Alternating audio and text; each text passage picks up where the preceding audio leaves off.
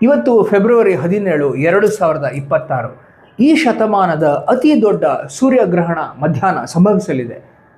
3:26ರಿಂದ ಸಂಜೆ 7:58ರವರೆಗೆ ಈ ಒಂದು ಗ್ರಹಣ ಇರಲಿದೆ. ಗ್ರಹಣ ಅಂದರೆ ಸಾಮಾನ್ಯವಾಗಿ ಜನ ಇದೊಂದು ಅಪಶಕುನ, ಕೆಟ್ಟ ಒಂದು ಘಟನೆಗಳು ನಡೆಯುತ್ತೆ ಅಂತ ಅಂದ್ಕೊಳ್ತಾರೆ. ಆದರೆ ಋಷಿಗಳ ಪ್ರಕಾರ ಗ್ರಹಣ ಅಂದರೆ ವಿಶೇಷವಾದಂತಹ ಆಧ್ಯಾತ್ಮಿಕ ಶಕ್ತಿ ಬಿಡುಗಡೆಯಾಗತಕ್ಕಂಥ ಒಂದು ಸಮಯ.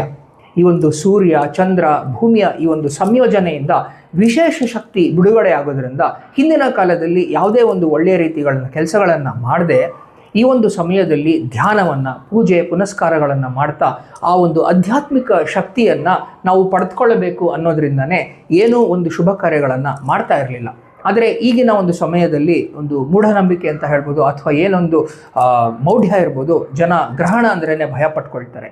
ಸೊ ಹಾಗಾಗಿ ನಾವು ಏನು ಮಾಡಬೇಕು ಅಂದರೆ, ಈ ಒಂದು ಗ್ರಹಣದ ಸಮಯದಲ್ಲಿ ನೀವು ಸೂರ್ಯದೇವನನ್ನು, ಚಂದ್ರದೇವನನ್ನು ಹಾಗೂ ಭೂಮಿಯನ್ನು ಬೇಡಿಕೊಂಡು ಒಂದು ಸಂಕಲ್ಪವನ್ನು ಮಾಡಿಕೊಳ್ಳಿ. ಗ್ರಹಣ ಸ್ಟಾರ್ಟ್ ಆಗೋದಕ್ಕಿಂತ ಮುಂಚೆ ಸಂಕಲ್ಪವನ್ನು ಮಾಡಿಕೊಂಡು ನಂತರ ನೀವು ಗ್ರಹಣ ಪುರುಷನಿಗೆ ಬೇಡಿಕೊಂಡು ನಮಗೆ ಈ ಗ್ರಹಣ ಶಕ್ತಿಯನ್ನು ಕೊಡಿ ಅಂತ ನೀವು ಕೇಳಿಕೊಂಡು ಪ್ರಾರ್ಥಿಸ್ತಾ ನೀವು ಧ್ಯಾನವನ್ನು ಮಾಡಬೇಕು.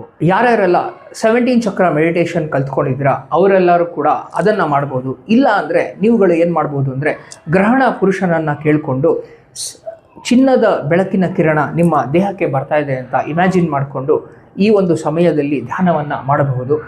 20 ನಿಮಿಷ ಆದರೆ 20 ನಿಮಿಷ, ಅರ್ಧ ಗಂಟೆ ಆದರೆ ಅರ್ಧ ಗಂಟೆ, ಅಥವಾ ನಿಮಗೆ ಮಾಡೋಕ್ಕೆ ಆಗಿಲ್ಲ ಅಂದ್ರೂ ಜಸ್ಟ್ ನೀವು ಗ್ರಹಣ ಪುರುಷನಿಗೆ ಬೇಡಿಕೊಂಡು ನನಗೆ ಎನರ್ಜೀಸ್ ಬರಲಿ ಅಂತ ಕೇಳ್ಕೊಂಡ್ರೂ ಸಾಕು, ಇದರ ಒಂದು ಎಫೆಕ್ಟ್ನ ನೀವು ಪಡ್ಕೋಬಹುದು. ಮಹರ್ಷಿ ಅಮರರವರು ಹೇಳಿದರು, ನೀವು ಗ್ರಹಣದ ಸಮಯದಲ್ಲಿ ಧ್ಯಾನ ಮಾಡಿದರೆ ಅದು 6 ತಿಂಗಳ ಪ್ರತಿನಿತ್ಯ ಧ್ಯಾನ ಮಾಡೋದಕ್ಕೆ ಸಮ ಅಂತ ಹೇಳಿ. ಹಾಗೂ ಋಷಿಗಳು ಏನು ಹೇಳಿದರು ಅಂದರೆ, ಪ್ರತಿಯೊಂದು ಗ್ರಹಣವೂ ಕೂಡ ನಮ್ಮನ್ನು ಒಂದು ಹೆಜ್ಜೆ ಸತ್ಯಯುಗಕ್ಕೆ ಕರೆದುಕೊಂಡು ಹೋಗುತ್ತೆ ಅಂತ. ನಿಮ್ಮೆಲ್ಲರಿಗೂ ಕೂಡ ಶುಭವಾಗಲಿ.